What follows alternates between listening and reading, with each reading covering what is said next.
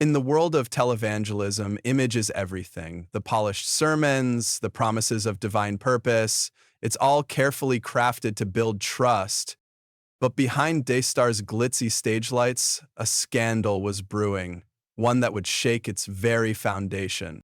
Joni Lamb wasn't just blindsided by betrayal, she saw it coming. Because the proof, it was sitting right in her inbox. What did Joni tell you happened after Bill, her father, got these emails? Bill took a stack of papers to Joni and she read through them, and she said she read through every word, front to back. She read all of it in one sitting. And Marcus was coming back into town that night, and so that's when she was going to confront him, and that's what she did. And she confronted him with that printout. She said Marcus was very repentant and full of humility and basically just begged her to stay with him, and that he loved her and that he loved the kids and he wanted to stay a family and he didn't want them to separate. And what could he do to gain her love and trust back after this breach? I don't know how anybody could not have compassion for somebody who was seemingly so sincere. I really saw some things in Marcus that I thought were sincere, and he, really did love her and loved the kids and loved the Lord and just had made some really poor decisions. But we don't know what's in people's minds. And so when you make decisions like that over and over, it's hard to dismiss.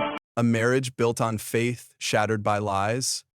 For decades, Marcus and Joni Lamb built Daystar TV into a global ministry empire. They preached about marital fidelity, biblical values, and the power of faith.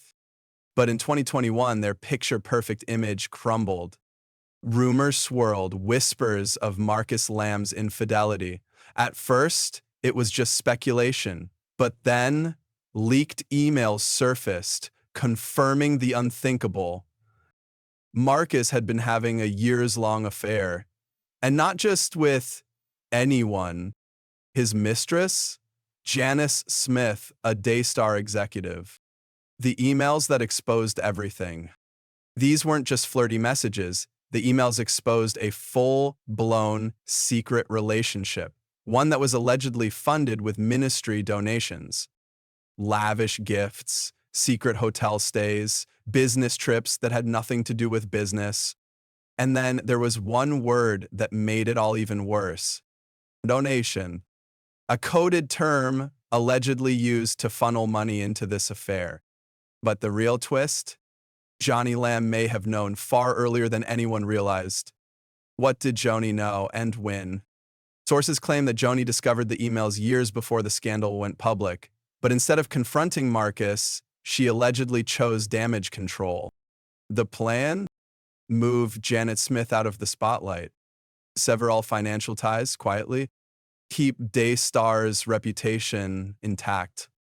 And just like that, Janice vanished. Her silence reportedly bought her house allegedly purchased by the Lambs themselves. But the emails, they couldn't stay buried forever. The apology, that wasn't. When the truth finally exploded, Joni had a choice: accountability or control, the narrative. She chose the latter. Marcus delivered a tearful on-air confession, but rather than owning up to the betrayal, he called it a spiritual attack. Critics called it gaslighting, donors walked away. But Joni, she stood by him, and then, almost unbelievably, she turned the scandal into a brand. Books, sermons, speaking tours, all centered around marital redemption. This isn't just about an affair. It's about hypocrisy. Marcus and Joni built an empire on trust, on faith, on morality. But behind closed doors, that same trust was allegedly manipulated for power. Misusing donations, covering up affairs, prioritizing image over integrity. And now we have to ask, was Joni really a victim in all of this? Or was she an accomplice? Because accountability isn't a scandal, it's a sacrament.